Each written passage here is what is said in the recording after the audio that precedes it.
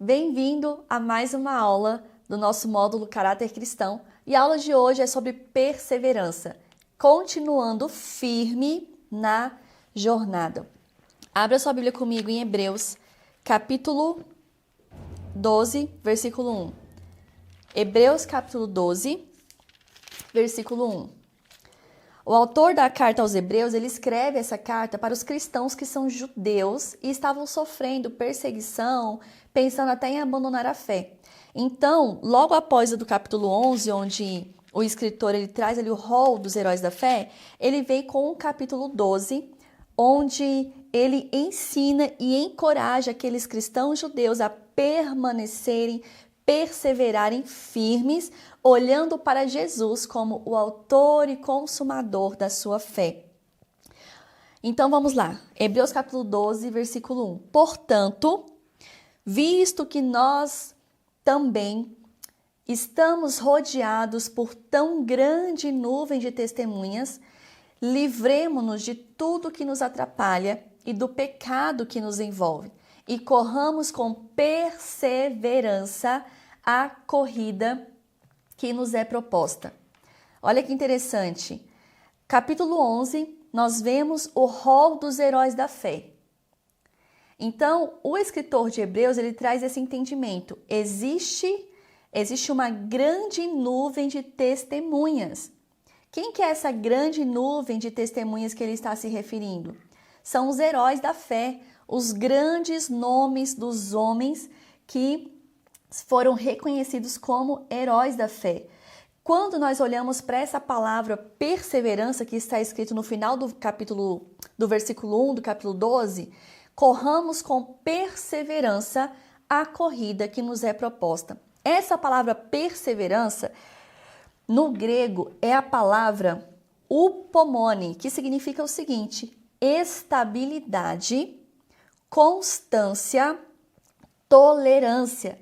É uma característica da pessoa que não se desvia do seu propósito e não se desvia da sua lealdade à fé, mesmo diante das maiores provações e sofrimentos.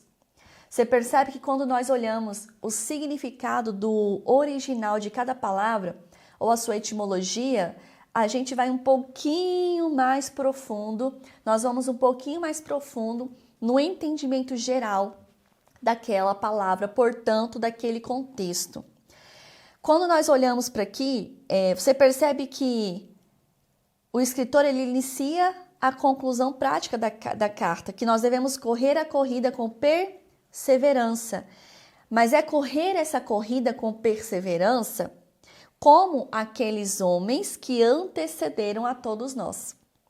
Ou seja, o objetivo dessa carta, de trazer essa carta, essa palavra perseverança, é renovar o ânimo dos cristãos em tempos de oposição. Perseverar não é você correr mais rápido. Perseverar é você não parar. Repito, perseverar não é você correr mais rápido. Perseverar é você não parar. A jornada cristã, ela é como você andar de bicicleta. Uma hora você pode estar um pouco mais acelerado, mais rápido, outra hora reduz a marcha e vai um pouco mais devagar. O que não pode é, em cima da bicicleta, você simplesmente parar de pedalar. Se você parar de pedalar em cima da bicicleta, você vai cair. Perseverar não é você correr mais rápido, é você não parar. E aqui talvez já virou uma chavinha aí na sua cabeça que você achava que talvez você não era uma pessoa tão perseverante assim, porque você não está num ritmo tão acelerado quanto você poderia estar. Mas quando nós olhamos para o significado teológico mesmo, para esse estudo teológico a respeito da perseverança, você percebe que não é simplesmente sobre velocidade, mas é sobre você continuar. Ainda que seja mais rápido ou mais lento, mas é você não parar, ok? Wayne Grudem, ele diz o seguinte, ele define perseverança como a doutrina de que todos os verdadeiros crentes perseverarão até o fim e que só os que perseveram até o fim são verdadeiramente crentes. Nós temos uma pessoa que é uma referência para nós, pastor Márcio Valadão, e ele sempre diz uma coisa: o importante não é como começa, mas como termina. O que conta não é como você começa, mas como você termina. Por quê? Porque começar, muitos começam, mas perseverar e ir até o fim, estes são poucos. E esta é uma virtude, a perseverança é uma virtude de todo cristão. Não tem como ser uma opção em nossas vidas. O cristão, ele é perseverante e precisa ser perseverante. E a perseverança cristã não é uma teimosia humana, porque também pode gerar uma confusão aqui. Não se trata de uma teimosia humana, mas de uma firmeza sustentada pela graça. A perseverança cristã é uma firmeza sustentada pela graça. É uma convicção, é uma firmeza naquilo que a palavra me garante. Então eu persevero, eu continuo, eu me mantenho ali naquela rota. Trata-se de continuar mesmo em um cenário hostil. Mesmo quando não há apoio, mesmo quando não há aplausos, mesmo quando não há reconhecimento, mesmo quando o coração está cansado, abatido, mesmo quando existe uma falta, em qualquer circunstância, é eu saber que eu estou em uma corrida e que essa corrida, ela é para aqueles que perseveram, que continuam, custe o que custar. Por quê? Porque no final dessa corrida existe uma linha de chegada com um fim glorioso para aquele que permanece, que persiste, que persevera até o fim. Francis Schaeffer, ele nos alerta a algo muito interessante. Ele diz o seguinte: a fé cristã não é um salto no escuro, mas é um compromisso com a verdade de Deus revelada em Cristo. Mesmo quando os ventos da cultura e da dor sopram contra nós. Vocês entenderam isso? É muito profundo. Então, a fé cristã não é você saltar no escuro e ver no que vai dar e tentar a sorte. É muito pelo contrário, é um compromisso tão firme com a verdade diante de Deus que, mesmo em uma situação onde a cultura, onde a dor, onde existem ali oposições, você permanece. Você permanece porque a perseverança é o seu sim diário à fidelidade de Deus. Mesmo em meio à dúvida, você permanece. Mesmo em meio a adversidades, você permanece, você persevera. Nós temos um exemplo bíblico que eu gosto muito, que é de Jó. Jó, ele escreve ali no capítulo 13, versículo 15, o seguinte: ainda que ele me mate, nele esperarei. Uau! Você sabe bem a história de Jó. Você sabe bem as circunstâncias extremas em que Jó foi submetido, em que ele vivenciou. Até a sua família e os seus amigos. Tudo indo contra a fé. E ele perseverou, e nós sabemos o fim de Jó: restituição, restauração total. Jó, ele perseverou mesmo sem respostas. Jó não tinha respostas. E veja, nem sempre nós vamos ter respostas. Nem sempre Deus vai nos dar respostas. Então, quando nós estudamos mesmo a profundidade do que é perseverança, a gente precisa amadurecer e sair deste lugar de acreditar que Deus, ele é obrigado a nos dar resposta, a nos justificar o tempo todo alguma coisa que está acontecendo. Muito pelo contrário. Se fosse assim, não seria Deus. Deus, ele é soberano. Ele é longânimo. Ele é maravilhoso, é glorioso. E mesmo assim, ele ainda, pela sua graça, pela sua misericórdia, pelo seu amor, ainda em alguns momentos ele nos dá respostas. Mas ele não é obrigado a nos dar respostas. Cabe a nós confiarmos e perseverarmos, continuarmos firmes na jornada que nos está proposta. Imagine um exemplo prático. Imagine uma mãe solteira que carrega toda uma sobrecarga, trabalho, maternidade, cobrança, situações sociais, são tantas situações. E essa mãe solteira, ela persevera em ensinar os seus filhos, em não jogar os seus filhos a serem educados pelas telas, por exemplo. Mas ela, apesar de toda dor, de todo sofrimento, de toda dificuldade, ela persevera em dedicar tempo na educação dos seus filhos, crendo que eles serão grandes homens e mulheres de Deus, homens e mulheres poderosos nessa terra. Porque ela escolheu perseverar, escolheu ficar firme na promessa do Senhor, de que os filhos são herança, e se é uma herança, não é algo que pertence a ela, mas ela está ali administrando aquela herança que o Senhor deu e preparando toda a sua família.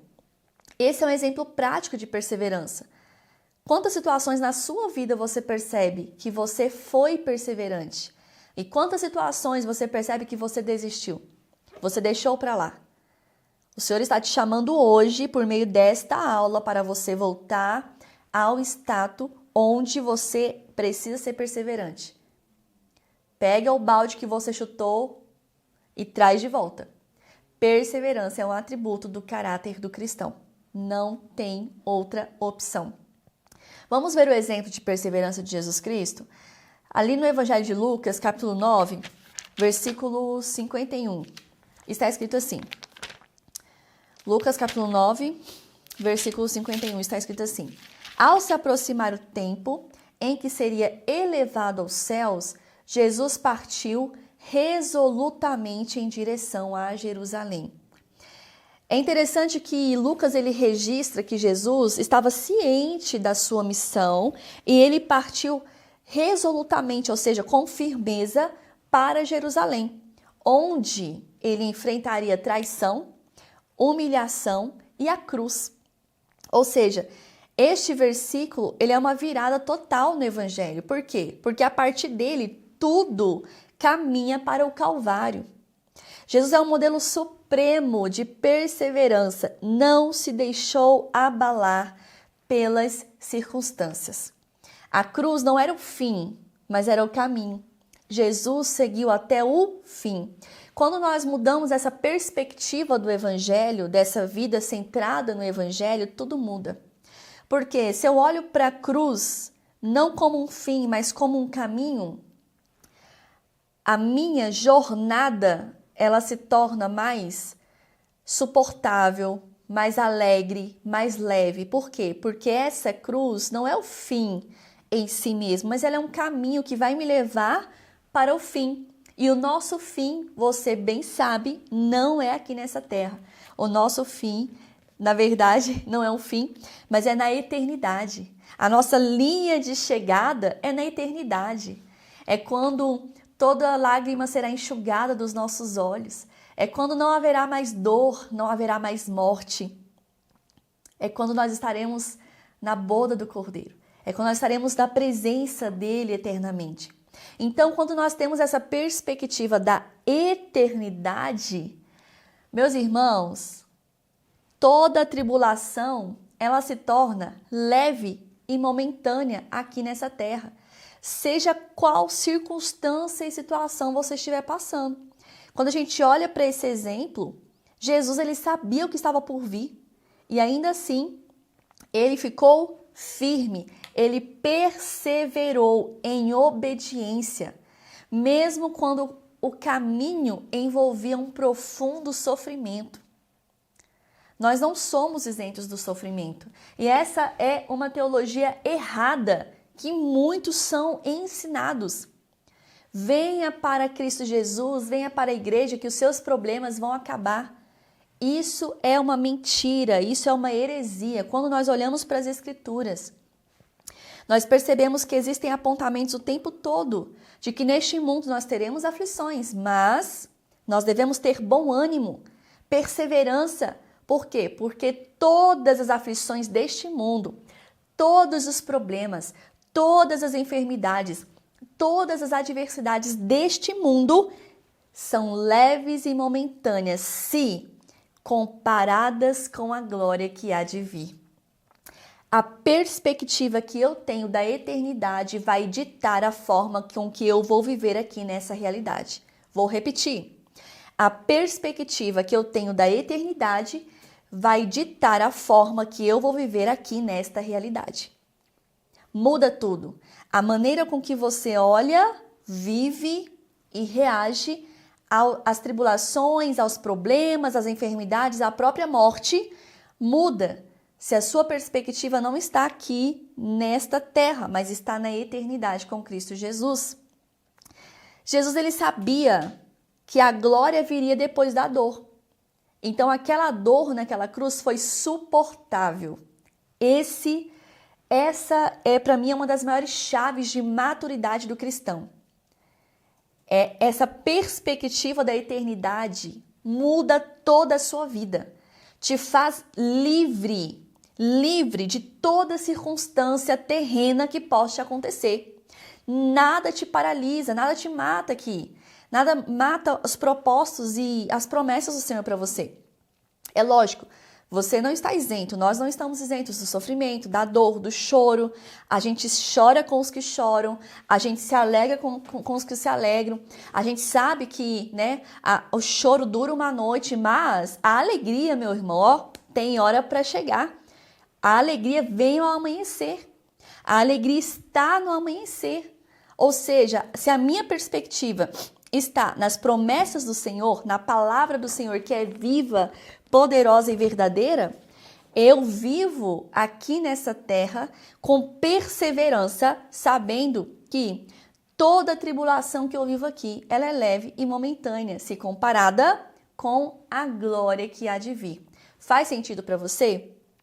Se for muita informação para sua mente agora, talvez você foi ensinado a vida toda de forma errada. Eu oriento que você dê uma pausa nessa aula aqui agora, volte e assista novamente. Se você entender essa aula sobre a perseverança, a perspectiva da eternidade, você vai para um novo nível de maturidade na sua jornada cristã aqui na Terra. Tudo muda. Vou repetir. Tudo muda quando você muda essa perspectiva da eternidade. Tudo muda. Você passa a viver uma vida leve, com alegria mesmo em meio à dor, com perseverança mesmo em meio à tribulação, com esperança e fé mesmo diante da morte. Por quê? Porque você está com os olhos na eternidade. Então, tudo aqui é passageiro de fato, ok? John Stott, ele escreve o seguinte: Cristo perseverou por amor, não por glória. Ele perseverou por redenção, não por reconhecimento. Esse amor firme até o fim é o fundamento da nossa fé perseverante. É manter esse amor até o fim. Não é somente começar bem, mas é terminar bem. Nós temos o exemplo ali em Mateus capítulo 27, Lucas capítulo 22, situações, fatos em que Cristo ele estava ali suportando o escárnio dos soldados, sem retalhar, sem tentar provar alguma coisa, ele foi como uma ovelha muda, simplesmente obedeceu e perseverou naquele caminho que ele estava vivendo, ele foi perseverante. Nós temos também o exemplo do ladrão de Pedro. Nós temos o exemplo de Pedro que, diante daquela situação da crucificação de Jesus, ele negou Jesus, ele vacilou. Nós sabemos que o Senhor restaurou, restituiu, mas Pedro ele não foi perseverante naquela ocasião. E aqui nós temos uma esperança para mim e para você, de que mesmo que a gente vacile nessa caminhada da perseverança, é possível uma restituição, é possível refazer a rota. Pedro ele foi restituído, ele foi visto como um dos líderes mais íntegros e perseverantes da igreja. Então, é possível essa restituição. Não pare por aqui. Nós estamos caminhando para o final dessa aula, mas eu quero trazer para você qual é a necessidade da perseverança. O escritor escreve aos Hebreus no capítulo 10, no versículo 36, bem assim: vocês precisam perseverar de modo que, quando tiverem feito a vontade de Deus, vocês recebam o que Ele prometeu. Olha que interessante. Existe Por que eu devo perseverar? Qual que é a necessidade real, prática, de eu perseverar? Receber o que Deus prometeu. É basicamente isso. Eu persevero para receber o que Deus prometeu. O que Deus prometeu para você que você ainda não viu se cumprir na sua vida? Persevere. Persevere mais um pouco. Ande mais um pouco. Permaneça mais um pouco. Vai além daquilo que você foi até hoje. Persevere. Persevere. Não existe colheita sem persistência. Não existe coroa sem perseverança. O Wayne Grudem afirma que a evidência final da salvação genuína é a perseverança contínua na fé e no arrependimento. Perseverar na fé e no arrependimento. É todos os dias. Eu perseverar na fé e no arrependimento. A vida cristã não é uma corrida de 100 metros, mas é uma maratona.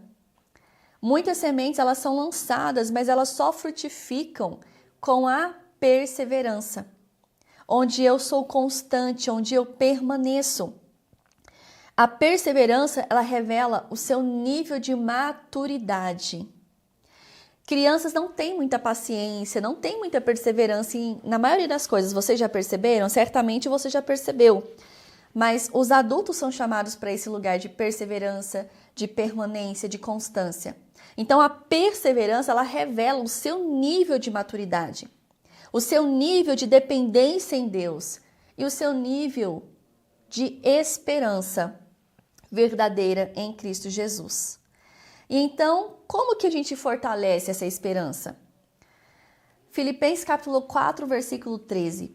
Posso todas as coisas naquele que me fortalece. Interessante que Paulo ele escreve essa carta aos Filipenses direto da prisão. Ele estava preso e ele escreve essa carta aos Filipenses, declarando um contentamento em qualquer e toda circunstância. Este versículo, muitas vezes, ele é mal interpretado como uma promessa de conquista. Mas, na verdade, este contexto não é sobre conquista, é sobre resistência. É sobre resiliência. É sobre um contentamento em meio à escassez ou à abundância. Eu posso todas as coisas naquele que me fortalece. Você não vai mais olhar para esse versículo nesse sentido de triunfo. Eu posso todas as coisas. Não, eu posso todas as coisas. Eu posso resistir, eu posso ser resiliente, eu posso ser contente em toda e qualquer circunstância e situação. Você percebe que existe uma sobriedade sendo descortinada agora diante dos seus olhos quanto à perseverança, quanto a ser fortalecido na perseverança. Perseverança não tem a ver com uma força de vontade, mas com a união que nós temos com Cristo. É por isso que orar, meditar na palavra, andar em comunhão e se alimentar da graça de Jesus Cristo é o que nos fortalece na nossa jornada. É o que nos mantém constantes em nosso caminho até chegarmos na eternidade. A graça de Deus não apenas nos salva, mas ela nos sustenta. Se você não persevera, talvez você nunca tenha confiado de fato na graça de Cristo Jesus. Nós temos algumas barreiras à perseverança. Tiago, capítulo 1, versículo 6, ele escreve assim: quando te pedirem, não duvidem. Quando vocês pedirem, não duvidem, pois aquele que duvida é semelhante à onda do mar, levada e agitada pelo vento. O maior obstáculo à perseverança não é o fracasso, mas é o desânimo, que vem disfarçado de dúvidas. Essa falta de visão eterna, essa busca por resultados imediatos, esse esquecimento das promessas de Deus, ele nos faz desanimar e duvidar da promessa do Senhor. Essa talvez seja um dos maiores obstáculos da perseverança. É a inconstância, a falta de fé, o desânimo. São uma das maiores barreiras à perseverança. E você foi chamado justamente para ir contra essas barreiras, para pular essas barreiras. Por isso, não desanime. Embora você esteja desanimado exteriormente, interiormente seja renovado dia após dia, pois os nossos leves e momentâneos desafios ou leves e momentâneas tribulações estão produzindo para nós uma glória eterna que pesa muito mais que todos eles. Você crê nisso? Glória a Deus, eu tenho certeza que você foi edificado com essa aula. Assista novamente todas as vezes que você perceber desânimo, inconstância e incredulidade encontrando espaço no seu coração, porque você foi chamado para perseverar. Eu encontro você na próxima aula, se Deus quiser, em nome de Jesus.